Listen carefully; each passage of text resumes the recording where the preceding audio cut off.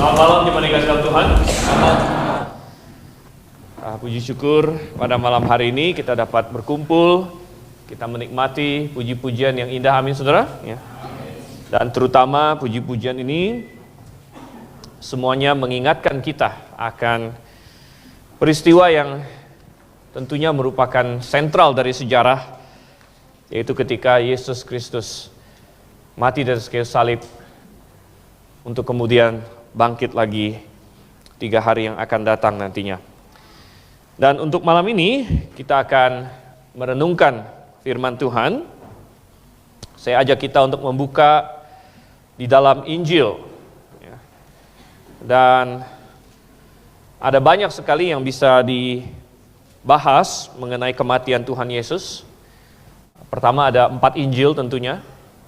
Kemudian ada juga kematian Yesus disinggung juga di surat-surat. Seperti tadi Diaken Jaya memilih 1 Korintus ada berhubungan dengan kematian Tuhan Yesus juga. Ada begitu banyak perikop yang berhubungan dengan kematian Tuhan Yesus.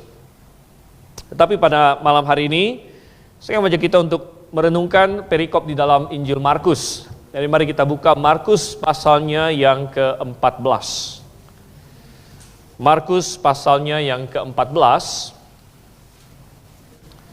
Dan sebenarnya saya ingin ajak kita membaca dari ayat yang panjang, perikop yang panjang dari ayat 26 sampai 72 sebenarnya. Tapi saya rasa akan terlalu panjang kalau kita membaca itu. Jadi saya akan persingkat dan kemudian nanti pada saat membahas poin-poinnya baru kita masuk kembali ke ayat 26-nya. Tapi untuk membuka atau sebagai pendahuluan dari perenungan kita malam hari ini, kita membaca ayat 66 sampai dengan ayat yang ke-72. Markus pasal 14, ayat 6 sampai dengan ayat yang ke-72. Sudah dapat kita baca silih berganti.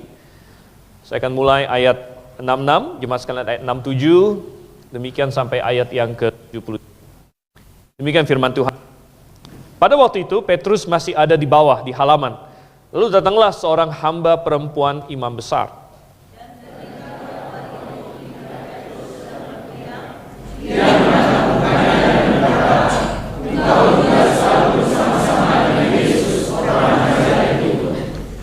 Tetapi ia menyangkalnya dan berkata, "Aku tidak tahu dan tidak mengerti apa yang engkau maksud." Lalu ia pergi ke serambi muka dan berkokoklah ayam.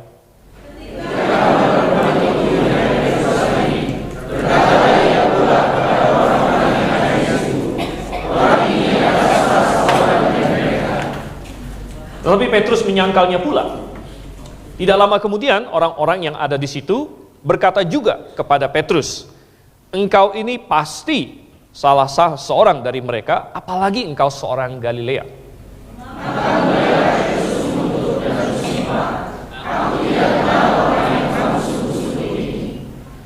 Dan pada saat itu berkokoklah ayam untuk kedua kalinya. Maka teringatlah Petrus bahwa Yesus telah berkata kepadanya, "Sebelum ayam berkokok 2 kali, engkau telah menyangkal aku 3 kali." Lalu menangislah ia terseduh-seduh. Mari kita bersatu dalam doa. Bapa di surga, kami mengucap syukur Tuhan untuk firman-Mu, dan terutama kami mengucap syukur karena Engkau telah mati bagi kami.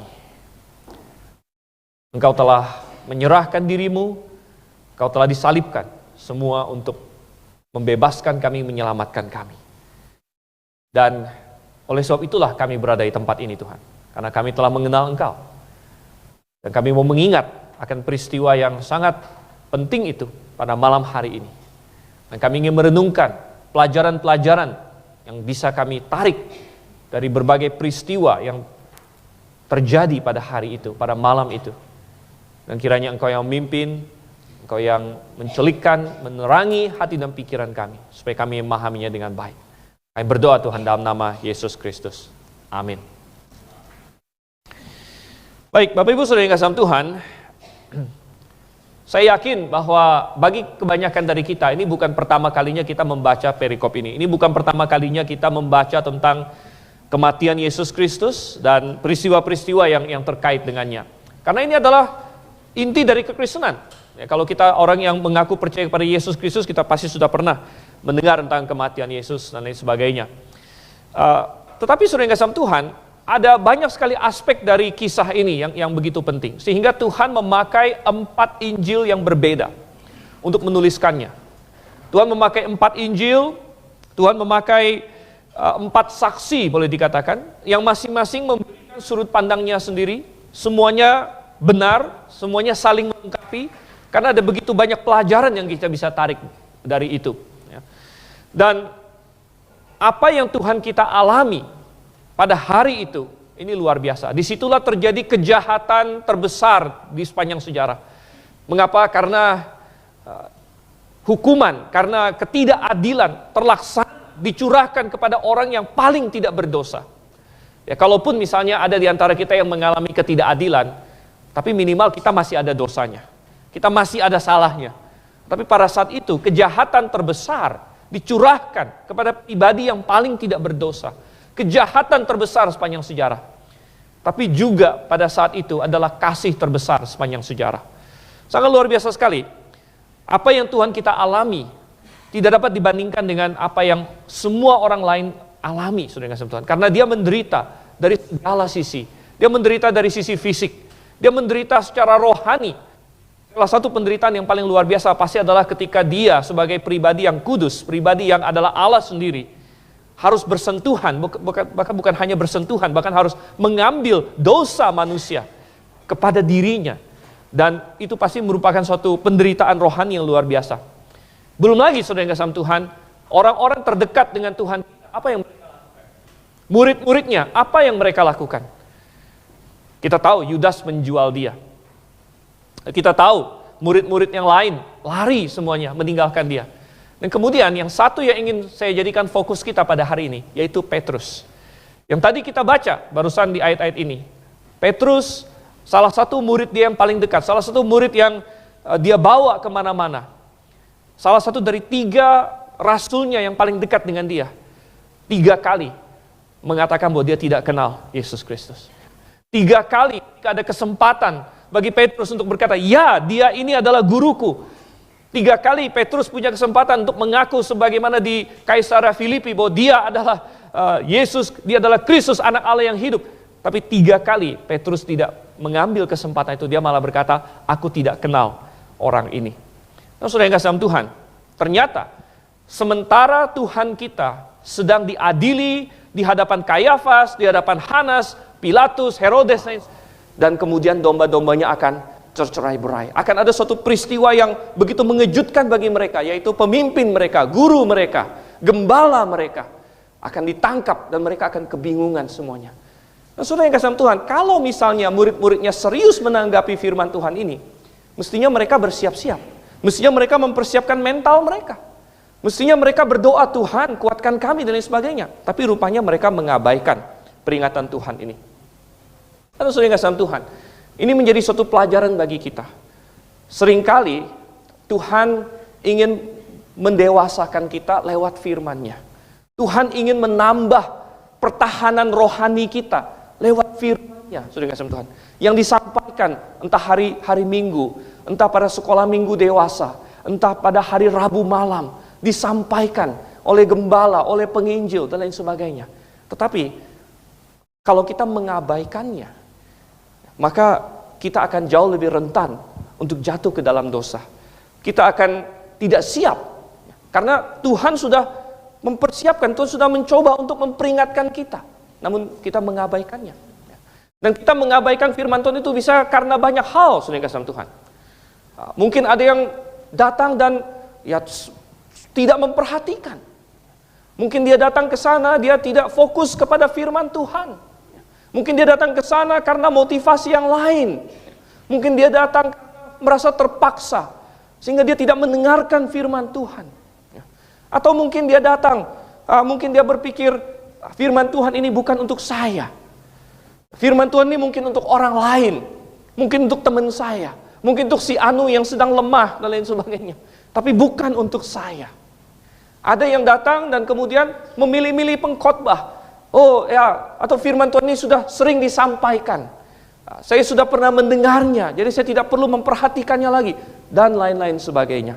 Ada begitu banyak faktor yang bisa menyebabkan seseorang mengabaikan firman Tuhan. Oleh karena itu kita harus belajar di sini. Jangan sampai kita pun melakukan hal yang sama. Tetapi saudara yang kasih dalam Tuhan, kita lihat ada faktor kedua di dalam ayat-ayat ini. Tadi faktor pertama, kenapa Petrus jatuh adalah karena dia mulai dengan mengabaikan firman Tuhan. Mengabaikan peringatan yang diberikan kepada dia. Faktor yang kedua adalah dia sombong rohani. Dia tinggi hati, saudara yang kasih dalam Tuhan. Kita lihat di ayat yang ke-29 sampai dengan ayat yang ke-31. Kata Petrus kepadanya, biarpun mereka semua tergoncang imannya, aku tidak, katanya. Dan kemudian Tuhan Yesus dengan spesifik membuat suatu penerapan pada diri dia. Ya. Karena tadi kita bilang, Petrus mengabaikan firman Tuhan, mungkin dia pikir, ini untuk orang lain, ini peringatan untuk orang lain. Saya kan Petrus. Petrus itu artinya apa? Batu. Saya ini batu, saya ini keras, saya ini bisa diandalkan. Masa saya yang akan menyangkal Tuhan? Masa saya yang akan tercerai-berai? Tidak akan. Jadi yang lain bisa Tuhan, saya tidak, katanya. Dan Tuhan spesifik langsung ngomong sama dia, Petrus, justru kamu yang dimaksud. Petrus, di ayat yang ke-30 Tuhan bilang, aku berkata kepadamu, sesungguhnya malam ini juga sebelum ayam berkokok 2 kali, engkau telah menyangkal aku 3 kali. Jadi Tuhan spesial membuat penerapan kepada Petrus sendiri. Tetapi Petrus masih tidak mau menerima ini. Sehingga di ayat yang ke-31, dengan lebih bersungguh-sungguh Petrus berkata, sekalipun aku harus mati bersama-sama engkau, aku takkan menyangkal engkau. Saudara yang kasih Tuhan, Petrus mengira dia tahu akan keteguhan dirinya. Namun ternyata Tuhan Yesus lebih tahu dia daripada dia sendiri. Kadang-kadang kita berpikir, siapa yang lebih kenal saya selain diri saya sendiri? Saya yang paling tahu diri saya. Namun sebenarnya tidak. Tuhan lebih tahu kita daripada kita sendiri. Kadang-kadang kita berpikir, oh saya kuat. Tapi Tuhan lebih tahu, sebenarnya kamu lemah. Kadang-kadang kita berpikir, saya bisa melewati ujian ini. Tapi kalau kita menjadi sombong, rohani, dan kita tidak, nanti kita akan lihat faktor-faktor lain, dan kita tidak melakukan semua yang lain lagi nanti itu, maka kita bisa jatuh, saudara kasih Tuhan. Dan salah satu indikasi bahwa dia memiliki kesombongan rohani terlihat di ayat yang ke-29. Ketika dia berkata begini, biarpun mereka semua tergoncang imannya, aku tidak. Ada suatu elemen di sini, di mana dia bukan berkata, Tuhan, saya bertekad, saya tidak akan menyangkal engkau, saya tidak akan tercerai-berai. Itu sedikit berbeda, tapi apa yang Petrus katakan di sini terlihat ada satu faktor, yaitu apa? Dia membanding-bandingkan dirinya dengan orang lain. Dia merasa dia lebih hebat dari yang lain. Dan itu yang menjadi tolak ukur dia, gitu. Bahwa ya, minimal saya pasti masih dari yang lain lah, gitu. Jadi kalau misalnya yang lain tercerai-berai pun saya tidak lah, gitu. Dan ini menjadi logika rohani dia. Ini menjadi tolak ukur rohani dia. Dia bukan menjadikan Tuhan sebagai standar dia. Dia tidak menjadikan Tuhan sebagai fokus rohani dia. Tetapi dia terlalu banyak melihat ke kanan ke kiri. Dan sepertinya ini yang menjadi masalah Petrus. Sebelum dia benar-benar berubah setelah Roh Kudus turun pada hari Pentakosta. Memang setelah hari Pentakosta, Roh Kudus turun kepada Petrus dan dia sudah dipulihkan. Dia menjadi rasul yang luar biasa. Namun sebelum itu, ada banyak kelemahan dia. Kita masih ingat, waktu Tuhan Yesus memperbolehkan dia turun ke air, dan Petrus menjadi satu-satunya manusia selain Tuhan Yesus yang pernah jalan di air. Wow, hebat sekali. Ya. Dan dia jalan di air, ya. Saya nggak tahu berapa meter dia jalan. Mungkin dia udah merasa lumayan hebat juga pada waktu itu. Ya. Tapi apa yang terjadi? Alkitab berkata bahwa dia mulai melihat sekeliling. Dia melepaskan pandangannya kepada Tuhan. Tadinya, saking takutnya, mungkin dia melihatin wajah Tuhan terus, dia jalan pelan-pelan. Dan tidak terasa, dia sudah dekat dengan Tuhan. Dan dia sudah di tengah air, tapi kemudian dia melepas pandangnya dan dia mulai lihat keliling. Dia mulai melihat, wow, ini anginnya lumayan ini, ombaknya banyak. Dan dia mulai tenggelam, saudara. Dia mulai tenggelam sampai dia berseru, Tuhan selamatkan aku, Tuhan tangkap dia. Jadi Petrus punya suatu tendensi untuk melepaskan fokus dia kepada Tuhan dan mulai melihat sekelilingnya. Demikian juga kita melihat di sini. Sehingga dia bukan berfokus kepada kata-kata Tuhan, tapi dia mau melihat sekeliling dia. Bagaimana dengan dia? Bagaimana dengan dia? Dan kita masih ingat juga di Yohanes pasal 21, waktu Tuhan bilang sama Petrus, Petrus, setelah Tuhan pulihkan dia, dan Tuhan berkata, Petrus, ya, apakah engkau mengasihi aku? 3 kali Tuhan jawab, Tuhan tanya, 3 kali dia jawab, aku mengasihi engkau. Kemudian Tuhan bilang, ya, kamu akan ikut aku, dan pada waktu kamu tua, orang akan mengikat tanganmu dan lain sebagainya. Lalu apa yang Petrus katakan? Dia pengen tahu apa yang terjadi pada Yohanes. Lalu Petrus menjawab, Tuhan, bagaimana dengan yang satu ini? Dia tunjuk kepada Yohanes. Jadi adalah kecenderungan Petrus untuk mencoba melihat ke kanan ke kiri. Padahal Tuhan bilang, Petrus, nanti kalau kamu sudah tua, kamu ikut aku. Ya, saat ini kamu masih muda, kamu lari ke sana kemari maunya kamu, nanti kamu sudah tua, orang akan tangkap kamu, kamu tidak bisa kemana-mana. Dan itu dinyatakan untuk memberitahu Petrus cara matinya nanti. Tapi Petrus langsung penasaran. Tuhan, bagaimana dengan dia? Katanya gitu ya. Dia tunjuk ke Yohanes. Dan Tuhan bilang, kalau aku ingin dia tetap hidup sampai aku datang, itu bukan urusanmu. Tuhan bilang sama Petrus. Ya. Itu bukan urusanmu. Sampai tersiar kabar bahwa Yohanes tidak akan mati sebelum kedatangan Tuhan. Walaupun Yohanes sendiri membantah. Yohanes bilang sebenarnya Tuhan tidak pernah ngomong begitu. Itu penafsiran yang salah begitu. Ya. Tetapi kita melihat di sini Petrus, ya, dia ingin membandingkan dirinya. Ya. Oke, saya lebih dari yang lain. Ya. Biarpun mereka semua tergoncang imannya, aku tidak. Tanya di sini. Dan ini merupakan suatu kesalahan rohani di mana kita membuat bukan Tuhan menjadi standar kita, menjadi fokus kita, tapi kita menjadikan orang lain ya, menjadi fokus kita, menjadi standar kita. Dan kita merasa senang bahwa oh saya lebih baik dari dia, ya, saya lebih hebat dari dia, dan lain sebagainya. Padahal mestinya kita membandingkan diri kita dengan Tuhan. Kita harusnya berkata, Tuhan bagaimana? Apakah saya sudah berkenan kepadamu? Bukan kita mencoba untuk, oh saya sudah lebih hebat dari dia, saya sudah lebih hebat dari dia, dan lain sebagainya. Saudara yang kasih Tuhan, ini yang terjadi kepada Petrus, itu adalah kesalahan dia yang kedua. Sekarang kita masuk ke perikop selanjutnya, ayatnya yang ke-32 sampai dengan ayatnya yang ke-42.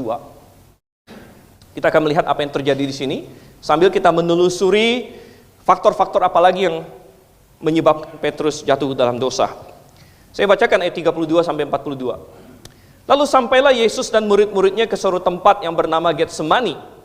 Kata Yesus kepada murid-muridnya, duduklah di sini sementara aku berdoa. Dan ia membawa Petrus, Yakobus dan Yohanes sertanya. Ia sangat takut dan gemetar. Lalu katanya kepada mereka, hatiku sangat sedih seperti mau mati rasanya. Tinggallah di sini dan berjaga-jagalah. Ia maju sedikit, merebahkan diri ke tanah dan berdoa, supaya sekiranya mungkin saat itu lalu daripadanya. Katanya, ya Aba, ya Bapa, tidak ada yang mustahil bagimu. Ambillah cawan ini daripadaku, tapi janganlah apa yang aku kehendaki, melainkan apa yang engkau kehendaki. Setelah itu ia datang kembali dan mendapati ketiganya sedang tidur. Dan ia berkata kepada Petrus, Simon, sedang tidurkah engkau? Tidakkah engkau sanggup berjaga-jaga 1 jam? Berjaga-jagalah dan berdoalah supaya kamu jangan jatuh ke dalam pencobaan. Roh memang penurut tetapi daging lemah. Lalu ia pergi lagi dan mengucapkan doa yang itu juga. Dan ketika ia kembali pula, ia mendapati mereka sedang tidur, sebab mata mereka sudah berat dan mereka tidak tahu jawab apa yang harus mereka berikan kepadanya. Kemudian ia kembali untuk ketiga kalinya dan berkata kepada mereka, tidurlah sekarang dan istirahatlah, cukuplah. Saatnya sudah tiba, lihat anak manusia diserahkan ke tangan orang-orang berdosa. Bangunlah, marilah kita pergi. Dia yang menyerahkan aku sudah dekat. Kita melihat di sini pergumulan Tuhan Yesus sudah dimulai. Kesengsaraan dia bukan baru dimulai ketika dia dipakukan di atas kayu salib. Kesengsaraan dia sudah dimulai di taman yang disebut Taman Getsemani ini. Dan saya sudah pernah mengatakan Getsemani sendiri artinya dalam bahasa Ibrani, Gat itu adalah pemerasan. Shemen artinya adalah minyak sebenarnya. Jadi Getsemani sebenarnya adalah pemerasan minyak. Jadi di situ adalah tempat pemerasan buah-buah zaitun yang akan diperas sehingga minyaknya keluar.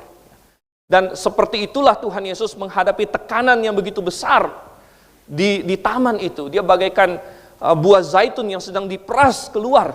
Ya, dan yang keluar bukan minyak, saudara kasih Tuhan. Tapi yang keluar adalah peluh yang bercampur darah. Dan disitulah dia berdoa kepada Bapaknya. Disitulah misinya sedang dipertaruhkan. Apakah go ahead atau batal. Ya, karena dia sudah berkata bahwa dia bisa memanggil 12 pasukan malaikat, nanti akan kita lihat, untuk membatalkan misi ini. Dan dia akan menghancurkan semua orang. Atau ya, dia akan tetap pada misinya. Dan dia berdoa kepada Bapaknya.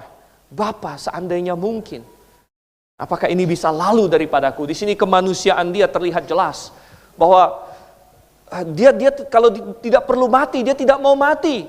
Tidak ada manusia yang sehat, yang dia mau mati, saudara kasih Tuhan. Dan Tuhan Yesus di sini, dia berdoa kepada Bapaknya. Ya Aba, ya Bapa, katanya di sini. Dan ada suatu pergumulan yang begitu berat sekali. Di Lukas kita diberitahu bahwa ada seorang malaikat datang dan menolong dia. Mengapa perlu malaikat datang, saudara kasih Tuhan? Mungkin karena 3 orang murid-muridnya yang dia bawa bersama dengan dia tidak bisa memberikan support rohani kepada dia. Mereka malah tertidur. Dia membawa 12 orang murid. Di ayat yang ke-32, Tuhan berkata kepada murid-muridnya, duduklah di sini sementara aku berdoa. Tuhan tidak suruh mereka tidurlah di sini, tapi suruh mereka apa? Duduklah di sini. Mungkin maksud Tuhan adalah supaya mereka berdoa bersama dia. Tapi apa yang mereka lakukan? Mereka tidur. Kemudian Tuhan bawa 3 yang paling dekat, Petrus, Yohanes, dan Yakobus. Murid-murid yang lain sudah biasa bahwa 3 yang orang ini sering Tuhan Yesus bawa tersendiri. Dan mereka menjadi saksi yang luar biasa akan banyak hal. Mereka pernah dibawa tersendiri ketika Tuhan Yesus mau membangkitkan anak perempuan Yairus. Jadi Tuhan usir semua orang yang sudah nangis-nangisan di rumah itu. Tuhan usir semuanya. Tuhan bilang, anak ini nggak ada masalah. Lalu Tuhan hanya bawa 3 orang muridnya, yaitu Petrus, Yohanes, Yakobus, untuk menyaksikan dia membangkitkan anak perempuan Yairus. Itu adalah untuk menyaksikan kuasanya. Kemudian 3 orang ini juga yang Tuhan bawa spesial untuk naik ke atas gunung, melihat waktu dia diubah di depan mata mereka dan ketemu dengan Elia dan Musa. Itu untuk menyaksikan keilahiannya dan kemuliaannya. Dan di sini 3 orang ini juga Tuhan bawa spesial untuk menyaksikan pergumulannya dan penderitaannya. Nah, saudara kasih Tuhan, mestinya 3 orang ini Tuhan ingin mereka berjaga-jaga bersama dengan dia. Berdoa bersama dengan dia supaya mereka bisa ikut dalam simpati Tuhan kita bahwa oh, rupanya guruku sedang bergumul sesuatu yang amat berat sampai dia berkata, aku mau mati rasanya, katanya. Hatiku sangat sedih seperti mau mati rasanya. Saya tidak akan heran kalau misalnya iblis mencoba membunuh Tuhan Yesus di Taman Getsemani itu juga, supaya Yesus gagal mati di atas kayu salib. Ada serangan-serangan fisik di sini. Ada serangan-serangan rohani di sini.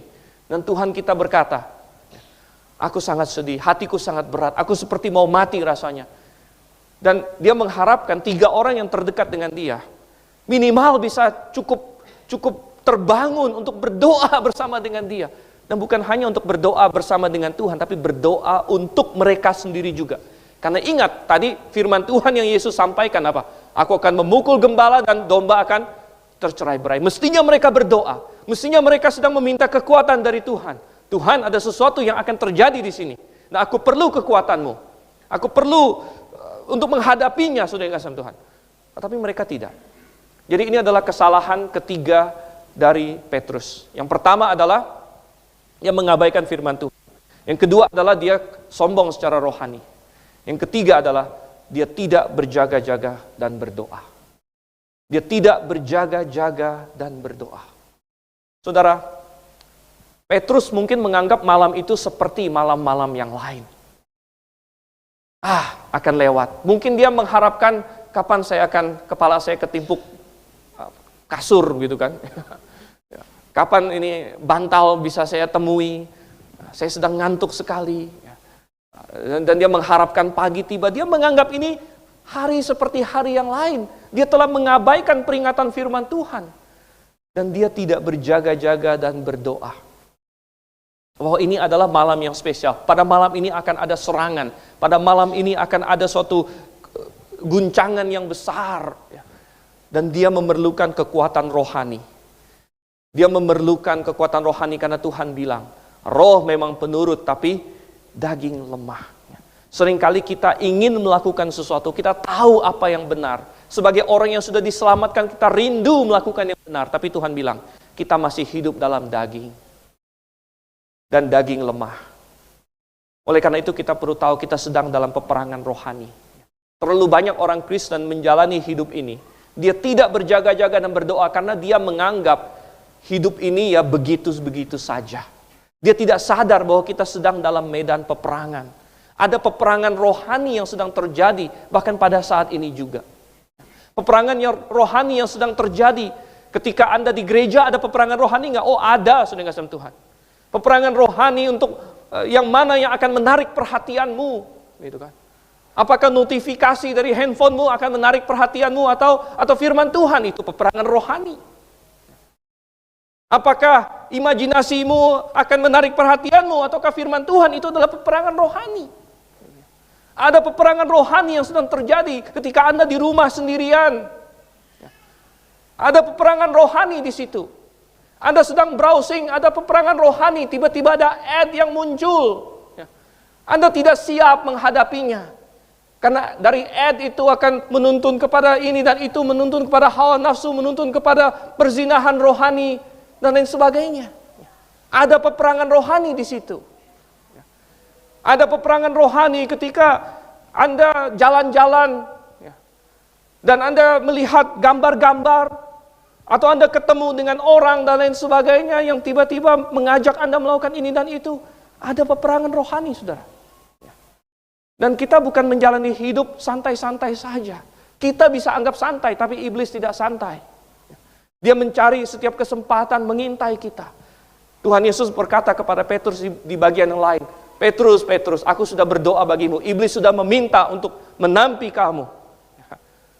Jadi Petrus anggap ini malam biasa. Saya akan tidur. Tuhan Yesus, aduh dia malam ini rajin banget doanya, gitu ya. Ini kita diajak ke sini, gitu ya. Rajin sekali dia doa malam ini. Ya.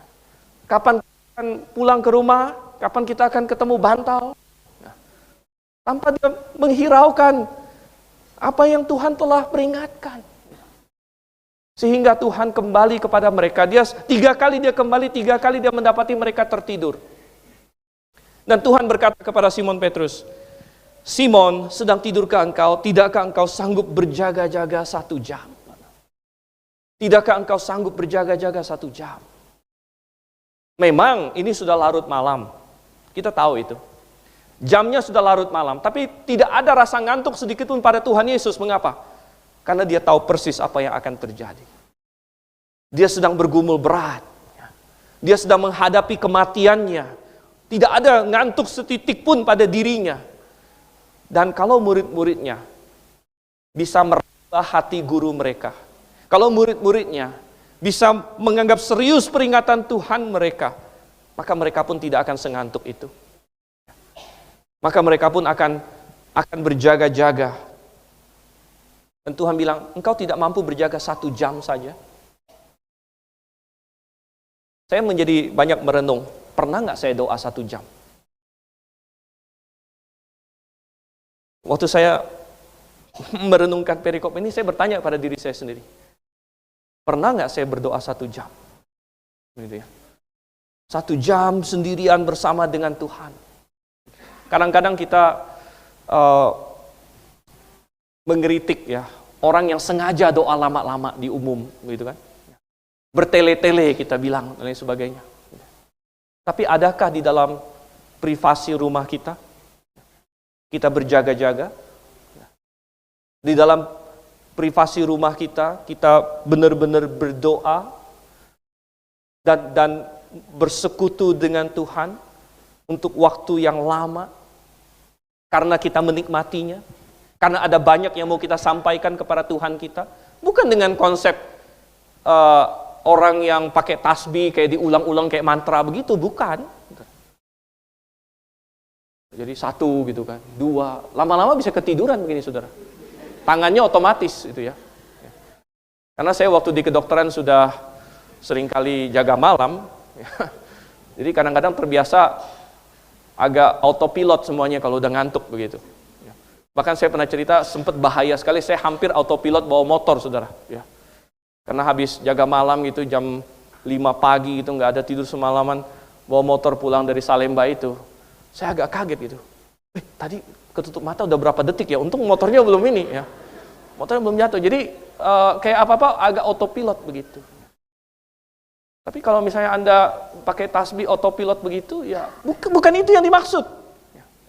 Tapi Anda menghabiskan waktu yang lama dengan Tuhan, karena Anda memang menikmatinya, karena Anda mempunyai banyak yang mau Anda bicarakan, karena ada banyak orang yang mau Anda doakan, karena ada jemaat yang satu persatu Anda sebut, karena ada teman-teman seiman yang Anda pedulikan, karena ada pergumulan yang berat yang Anda mau sampaikan kepada Tuhan, dan Anda menghabiskan waktu, sehingga Tuhan bilang, 1 jam saja. Simon Petrus, engkau tidak mampu berjaga-jaga 1 jam.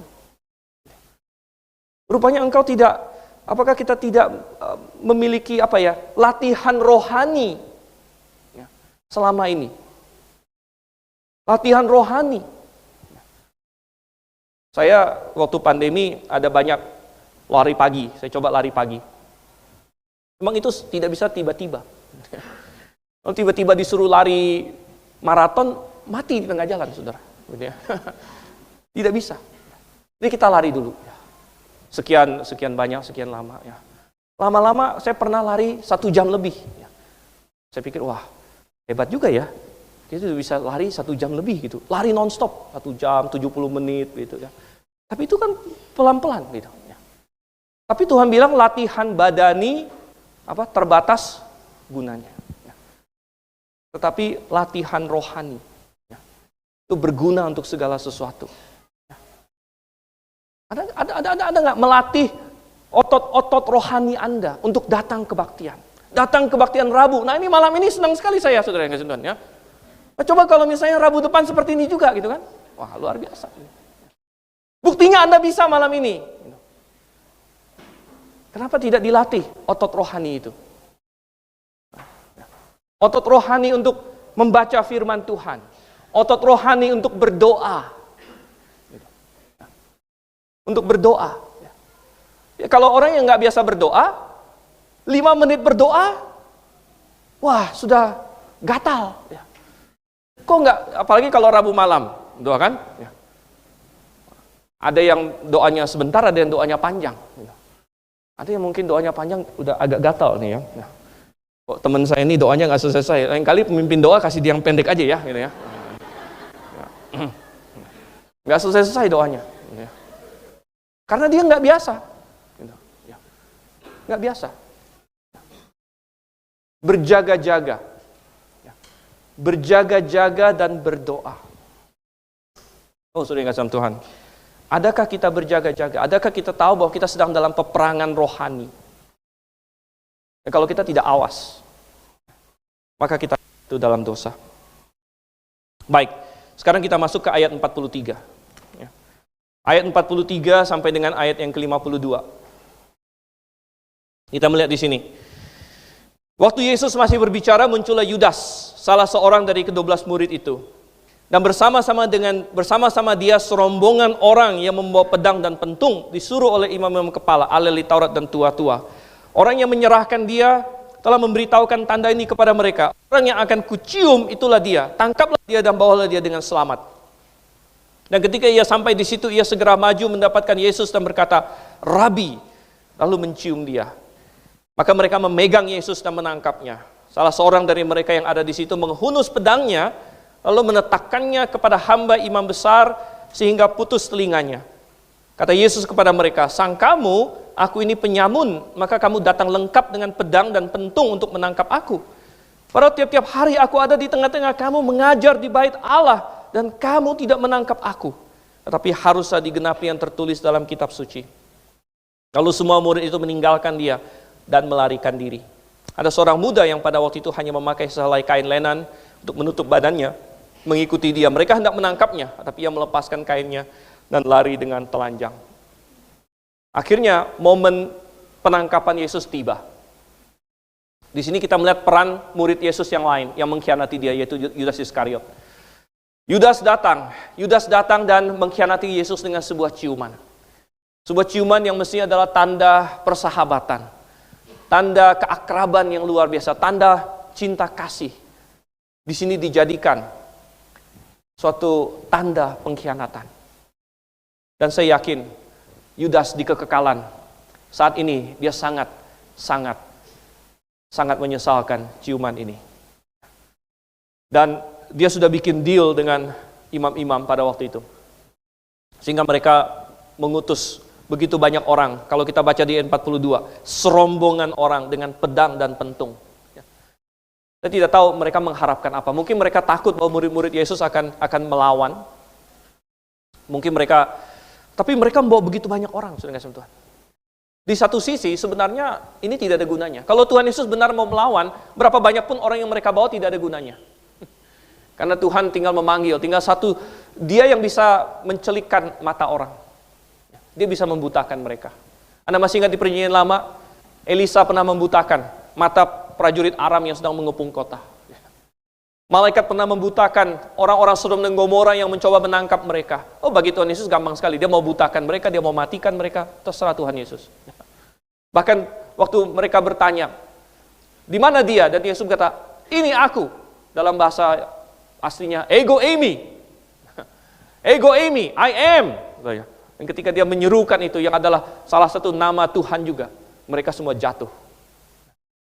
Jadi di satu sisi, seberapa banyak pun orang yang mereka bawa, kalau Tuhan tidak mau ditangkap, mereka tidak mampu. Tapi di sisi lain, kalau berbicara dari sisi manusia, sebenarnya yang mereka bawa ini sudah overkill, orang bilang. Overkill, karena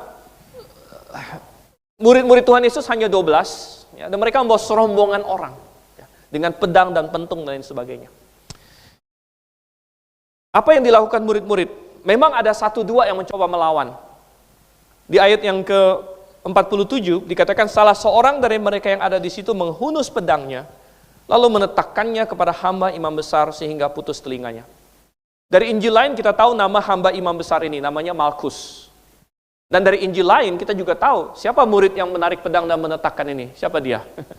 Tidak lain tidak bukan adalah Petrus.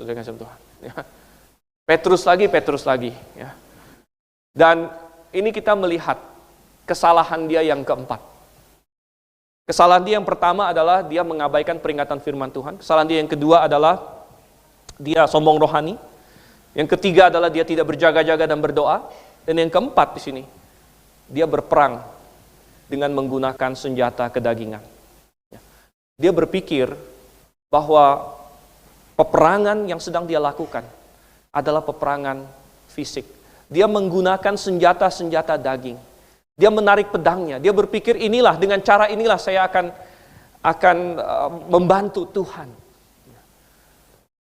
Sekali lagi, dia tidak memikirkan pikiran Tuhan.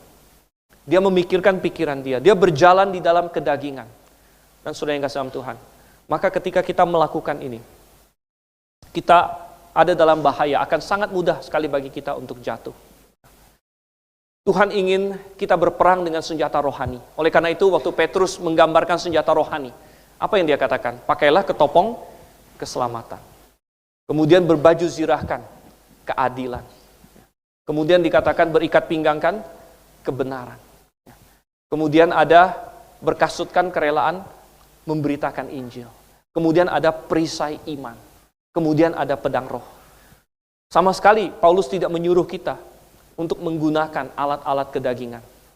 Saudara yang kasih Tuhan, kadang-kadang kita berpikir bahwa kita mau melakukan sesuatu, namun itu atas dasar kedagingan kita. Maka kita bisa jatuh. Bahkan dalam melayani Tuhan sekalipun. Apakah Anda melayani Tuhan karena motivasi yang benar atau tidak? Ada banyak yang kita lakukan. Ada kita memuji Tuhan. Kita paduan suara, kita mengajar sekolah minggu, kita melakukan berbagai acara dan lain sebagainya. Apakah itu atas dasar memang kita mengasihi Tuhan? Ataukah mungkin ada karena kita ingin dilihat orang? Kita ingin supaya kita mendapat pujian manusia dan lain sebagainya. Jangan sampai. Karena ketika kita menggunakan alat-alat kedagingan seperti itu, sekalipun katanya mau melayani Tuhan, atau mau berbuat sesuatu untuk Tuhan, maka iblis akan melihat, wah, dia bisa saya sandung. Aku bisa menyandung dia karena dia sedang berjuang dengan kedagingan. Maka saya tinggal kasih sesuatu.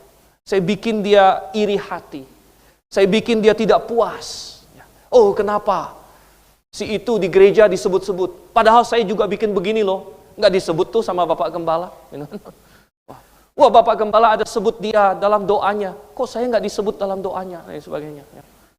Jadi gampang sekali bagi iblis untuk datang. Dan memasukkan banyak hal ke dalam pikiran seperti itu. Kenapa? Karena dia sedang berjuang secara kedagingan. Dia sedang seperti Petrus di sini. Yang berpikir bahwa oke, aku akan menarik pedang. Dan aku akan menetak ini, aku akan menyerang. Tapi apa yang terjadi? Tuhan bilang, Petrus sarungkan. Dan ketika kita menggunakan cara-cara kedagingan, Tuhan tidak akan memberkatinya. Dan kemudian kita akan kecewa. Kalau kita tidak sadar, kita akan kecewa karena Tuhan tidak memberkati cara-cara kedagingan kita. Dan kemudian kita akan seperti murid-murid, setelah mereka gagal mempertahankan Tuhan dengan cara kedagingan, Petrus cabut pedang, mungkin yang lain entah sudah siap ambil batu kah, ambil apakah. Tapi Tuhan bilang, tidak, stop. Karena firman Tuhan harus digenapi. Jadi mereka gagal mempertahankan Tuhan Yesus dengan cara kedagingan mereka. Dan apa yang mereka lakukan? Mereka lari akhirnya. Mereka lari kocar-kacir. Dan ketika kita mencoba melakukan hal-hal dengan cara kedagingan kita, bukan dengan caranya Tuhan, tapi dengan motivasi yang salah dan sebagainya, lalu Tuhan tidak memberkatinya, lalu Tuhan menggagalkannya, lalu kita kecewa sama Tuhan, lalu kita lari kocar-kacir, dan lain sebagainya. Ini yang bisa terjadi. Ini yang bisa terjadi. Bahkan dalam hidup ini, kita bekerja, kita menjalin hubungan, kita mencari pasangan hidup, dan banyak hal yang lain lagi. Kita bersekolah. Tapi kalau kita lakukan itu semua dalam kedagingan, kita cari uang, supaya apa? Wah, supaya hebat dong. Saya akan, terkenal dan lain sebagainya. Kita mencari pasangan hidup lain sebagainya. Tapi dengan konsep kedagingan kita. Lalu Tuhan tidak memberkati. Jangan sampai lalu kita kecewa sama Tuhan. Lalu kita mudah berbuat dosa, kita jatuh. Mari kita masuk sekarang di ayat yang ke-53 sampai dengan ayat yang ke-65. Setelah Yesus ditangkap, apa yang terjadi? Kemudian Yesus dibawa menghadap imam besar. Lalu semua imam kepala, tua-tua dan ahli Taurat berkumpul di situ. Dan Petrus mengikuti dia dari jauh sampai ke dalam halaman imam besar. Dan di sana ia duduk di antara pengawal-pengawal sambil berdiam dekat api. Imam-imam kepala, malah seluruh mahkamah agama mencari kesaksian terhadap Yesus supaya ia dapat dihukum mati. Tetapi mereka tidak memperolehnya. Banyak juga orang yang mengucapkan kesaksian palsu terhadap dia. Tetapi kesaksian-kesaksian itu tidak sesuai yang satu dengan yang lain. Lalu beberapa orang naik saksi melawan dia dengan tuduhan palsu ini. Kami sudah mendengar orang ini berkata, aku akan merubuhkan bait suci buatan tangan manusia ini. Dan dalam 3 hari akan kudirikan yang lain, yang bukan buatan tangan manusia. Dalam hal ini pun kesaksian mereka tidak sesuai yang satu dengan yang lain. Maka imam besar bangkit berdiri di tengah-tengah sidang dan bertanya kepada Yesus, katanya, tidakkah engkau memberi jawab atas tuduhan-tuduhan saksi-saksi ini terhadap engkau? Tetapi ia tetap diam dan tidak menjawab apa-apa. Imam besar itu bertanya kepadanya sekali lagi. Katanya, apakah engkau Mesias, anak Allah, anak dari yang terpuji? Jawab Yesus, akulah dia. Dan kamu akan melihat anak manusia duduk di sebelah kanan yang maha kuasa dan datang di tengah-tengah awan-awan di langit. Maka imam besar itu mengoyakkan pakaiannya dan berkata, untuk apa kita perlu saksi lagi? Kamu sudah mendengar hujatnya terhadap Allah. Bagaimana pendapat kamu? Lalu dengan suara bulat mereka memutuskan bahwa dia harus dihukum mati. Lalu mulailah beberapa orang meludahi dia dan menutupi mukanya dan meninjunya sambil berkata kepadanya, hai Nabi, cobalah terkah. Malah para pengawal pun memukul dia. Disinilah dimulai pengadilan terhadap Tuhan Yesus. Tapi kita berkata pengadilan ini adalah pengadilan yang paling tidak adil. Dan ada begitu banyak kejanggalan di sini. Mereka mengumpulkan pengadilan Sanhedrin, yaitu tua-tua Israel. Tetapi mereka melanggar semua aturannya. Sebenarnya di Sanhedrin Israel itu ada aturan. Satu, tidak boleh malam-malam. Namanya pengadilan malam-malam itu sudah pasti ada yang nggak beres gitu. Kenapa pengadilan nggak di siang-siang hari gitu kan? Pengadilan malam-malam. Dan ada begitu banyak protokol yang sudah dilanggar di sini. Mereka mencoba untuk mendatangkan saksi palsu terhadap Tuhan Yesus satu demi satu. Tuhan Yesus diam saja. Dengan diam saja saksinya saling berguguran karena nggak ada yang cocok satu dengan yang lain. Tuhan kita diam saja. Sampai akhirnya saksi palsu berkata, mereka mendengar, aku akan merobohkan bait suci dan dalam 3 hari akan kudirikan lagi. Tapi ayat 59 berkata, dalam hal ini pun kesaksian mereka tidak sesuai satu dengan yang lain. Memang benar karena mereka salah mengutip Tuhan Yesus. Tuhan Yesus tidak pernah berkata, aku akan merobohkan bait suci. Tuhan Yesus berkata, robohkanlah bait suci. Maksudnya kalau kalian merobohkan bait suci, bukan dia yang akan merobohkan bait suci. Kalau kalian merobohkan bait suci, aku akan mendirikannya, dan bait suci yang dia maksud adalah dirinya sendiri. Maksudnya kalau mereka membunuh dia, maka dia akan bangkit kembali dalam 3 hari. Dan mereka salah mengutip Tuhan Yesus. Kesaksian mereka gugur dengan sendirinya. Saking sudah keselnya, Kayafas, dia tahu bahwa dia tidak punya kasus melawan Tuhan Yesus. Dia kesel, dia ingin Tuhan Yesus bikin kesalahan, ngomong apa begitu, sehingga ketika Tuhan Yesus diam saja, dia tambah gregetan. Dan dia berkata, tidakkah kamu mau, apa katanya di sini? Apa kamu tidak memberi jawab atas tuduhan-tuduhan ini? Tuhan Yesus tidak perlu memberi jawab. Karena tanpa memberi jawab saja mereka sudah gugur sendiri. Akhirnya, dia berkata, dia bikin satu pernyataan. Apakah engkau Mesias, anak dari yang terpuji? Dia berkata anak dari yang terpuji karena orang Yahudi yang sesat pada waktu itu sudah takut menyebut nama Tuhan, sehingga mereka tidak mau menyebut nama Jehovah, sehingga mereka menggantikan. Mereka tidak mau bilang Jehovah, mereka bilang the blessed atau the name. Jadi anak dari yang terpuji. Jadi dia dengan tahayulnya, dia tidak berani menyebut nama Jehovah itu. Padahal Jehovah sedang berdiri di hadapan dia, saudara. Dan dia sedang takut untuk menyebut nama itu. Dia hanya bilang, anak dari yang terpuji, katanya. Maksud dia adalah Tuhan Jehovah. Padahal Jehovah berdiri di hadapan dia. Dan Tuhan Yesus menjawab apa? Dalam bahasa Yunaninya, ego eimi. Akulah dia. I am. Katanya ya.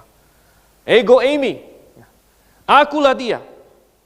Dan kamu akan melihat anak manusia duduk di sebelah kanan yang maha kuasa, datang di tengah-tengah awan-awan di langit. Tuhan Yesus mengklaim keilahiannya di sini. Dan Kayafas menganggap ini sudah cukup. Ini sudah cukup untuk, ini sudah penghujatan. Tetapi yang dia dengar bukan hujat, tapi kebenaran. Sebenarnya yang bersalah besar di sini adalah dia sendiri. Di ayat yang ke-63. Maka imam besar itu mengoyakkan pakaiannya. Kita tidak punya waktu, tapi nanti pulang ke rumah saya kasih PR. Cari di dalam Alkitab, boleh tidak imam besar mengoyakkan pakaiannya? Anda akan dapatkan, ada cari ayatnya. Ada ayat dalam Alkitab berkata, seorang imam besar tidak boleh mengoyakkan pakaiannya. Dan di sini imam besar mengoyakkan pakaiannya. Dan berkata, untuk apa kita perlu saksi lagi, katanya di sini. Dan saudara yang kasih Tuhan, sambil ini semua sedang terjadi, di dalam, kita sudah tahu, di luar Petrus juga diuji. Dan kita sampai kepada poin yang kelima, faktor yang kelima di mana Petrus jatuh dalam dosa, yaitu apa? Ayat yang ke-54 dikatakan, dan Petrus mengikuti dia dari jauh. Nah ini adalah faktor kejatuhan Petrus juga, yang kelima. Dia mengikuti Tuhan tapi dari jauh, saudara. Jadi Petrus ini luar biasa. Dia tidak seperti yang lain yang lari entah kemana. Rupanya dia masih merasa saya ini the rock, ya, saya ini Petrus, gitu kan? Ya. Jadi dia mau mengikuti, tapi tidak berani dari dekat juga. Ya. Dia mengikuti dari jauh. Gitu. Kenapa? Kalau terlalu dekat bahaya. Gitu. Jangan-jangan ikut ditangkap juga. Oh, saudara yang kasih dalam Tuhan. Tetapi mengikuti Tuhan dari jauh, ternyata berbahaya juga. Tuhan ingin kita mengikuti dari dekat. Bayangkan, sementara saksi-saksi palsu itu sedang datang satu dengan yang lain, menuduh Tuhan Yesus, Mestinya itu kesempatan bagi Petrus untuk maju dan berkata, tidak, aku tahu orang ini, aku sudah bersama dia 3,5 tahun, dia menyembuhkan mertua saya adalah tadinya seorang nelayan yang tidak bisa apa-apa dan saya sudah diubah oleh dia. Dia tidak pernah mengajarkan yang jahat. Mestinya kalau Petrus mengikut Tuhan kita dari dekat, dia bisa tampil sebagai saksi positif bagi Tuhan. Tapi dia terlalu takut untuk itu.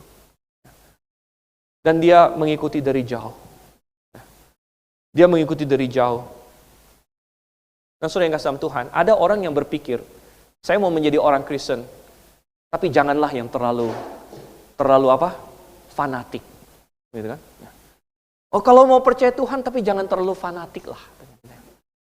Datang ke gereja lah, jangan tiap minggu lah, gitu kan? Apalagi kalau tiap minggu dan Rabu, gitu kan? Wah, itu lebih fanatik lagi. Kamu mau menjadi pendeta emangnya, gitu kan? Kamu sudah mau tinggal di gereja emangnya, gitu kan? Jadi mengikut Tuhan, tapi jangan terlalu hebat lah, gitu. Ya. Tapi saudara yang kasih dalam Tuhan, bukan itu yang Tuhan inginkan. Tuhan menginginkan orang yang berapi-api untuk Dia. Tuhan mencari orang yang berkata, aku ini bagi Engkau Tuhan. Ya. Di dalam apapun yang aku lakukan, kalau aku berbisnis, aku adalah bagi Engkau. Kalau aku bekerja sebagai seorang profesional, aku bagi Engkau. Apapun yang aku lakukan, aku adalah 100% punyamu. Aku akan bersaksi bagimu dimanapun itu, di ruang Kayafas, di ruang Pilatus, dimanapun aku akan bersaksi bagimu. Karena aku akan mengikut engkau dari dekat. Aku adalah milikmu. Aku tidak puas untuk melihat dari jauh saja. Itu yang Tuhan inginkan. Dan ini memimpin kita kepada faktor yang terakhir. Faktor yang keenam. Ya. Yaitu karena dia mengikut Tuhan dari jauh, akhirnya dia duduk bersama-sama dengan musuh-musuh Tuhan. Dia duduk bersama dengan musuh-musuh Tuhan. Kita baca di ayatnya yang ke-54 sekali lagi. Petrus mengikut dia dari jauh sampai ke dalam halaman imam besar. Dan di sana ia duduk di antara mana katanya situ? Pengawal-pengawal. Pengawal-pengawal apa? Pengawal-pengawal yang tadi baru saja tangkap Tuhan Yesus. Sehingga ini memimpin kita kepada ayat 66 sampai 72 yang sudah kita baca di awal. Bahwa ketika dia duduk dengan mereka itulah mereka punya kesempatan untuk mempertanyakan dia. Kayaknya saya pernah lihat kamu deh. Kamu kan muridnya Tuhan Yesus. Kamu ini dia. Belum lagi ketika dia mulai membantah. Karena kalau membantah harus keluar suara. Kalau misalnya Petrus geleng-geleng kepala aja mereka nggak tahu. Gitu ya. Tapi begitu dia buka suara, oh ini orang Galilea katanya, gitu ya. Tambah lagi, ya. Bahkan dikatakan di sini ayatnya yang ke ini, ya.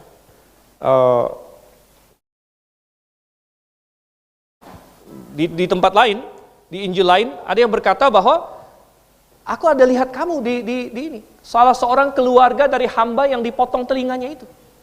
Salah satu keluarga dari hamba yang dipotong telinganya oleh Petrus itu berkata, loh, aku ada lihat kamu di taman. Oh, saudara yang kasih dalam Tuhan. Kenapa bisa begitu? Karena dia berada bersama dengan musuh-musuh Tuhan. Dia duduk bersama dengan mereka. Mazmur pasal 1 berkata apa? Berbahagialah orang yang tidak berjalan menurut nasihat orang fasik. Dia berdiri di jalan orang berdosa, tidak duduk dalam kumpulan pencemooh. Dan ketika kita berada dalam lingkungan dan kita membenamkan diri kita di dalam lingkungan yang memusuhi Tuhan dengan kata-kata mereka, dengan perbuatan mereka, dengan semua yang lain, maka kita sedang dalam bahaya yang besar untuk jatuh dalam dosa. Ada satu penghiburan bagi Petrus dan bagi kita. Saya yakin kita semua pasti pernah jatuh dalam dosa. Tapi penghiburannya adalah Yesus mati untuk menebus dosa kita. Yesus mati untuk menebus dosa Petrus ini. Dan ketika ayam sudah berkokok ketiga kalinya, bukan ketiga kali, ayam berkokok. Ya. Sesudah Petrus menyangkal yang ketiga kalinya dan ayam berkokok. Ya. Di Injil lain dikatakan Yesus memandang Petrus sambil dia dibawa keluar. Dan Petrus menangis terseduh-seduh. Dia menjadi teringat semua yang Tuhan katakan. Dan puji syukur dia bangkit dari kejatuhannya. Tuhan sudah prediksikan ini. Bahkan di Injil lain Tuhan berkata pada Petrus, Petrus, kalau kamu sudah kuat, kuatkanlah teman-temanmu. Kuatkanlah saudara-saudaramu. Dan saudara yang kasih Tuhan, ini menjadi pelajaran bagi kita. Kalau kita pernah jatuh dalam dosa, maka ketahuilah bahwa memang Yesus sudah mati untuk menebus dosa kita. Dan Tuhan membiarkan Petrus belajar dari pengalaman ini, supaya dia semakin kuat, dan kemudian bisa menguatkan orang-orang lain. Maka demikian juga kita. Nomor satu, kita usahakan kita tidak jatuh dalam dosa. Karena kita menghindari faktor-faktor ini semua. Tetapi kalau kita pernah jatuh dalam dosa, atau suatu hari kita jatuh dalam dosa, maka kita harus bangkit seperti Petrus. Bukan seperti Yudas, tapi seperti Petrus. Karena kita tahu Tuhan mengasihi kita. Dan dia sudah mati bagi kita. Dan kita akan bangkit dan menguatkan yang lain. Mari kita bersatu dalam doa.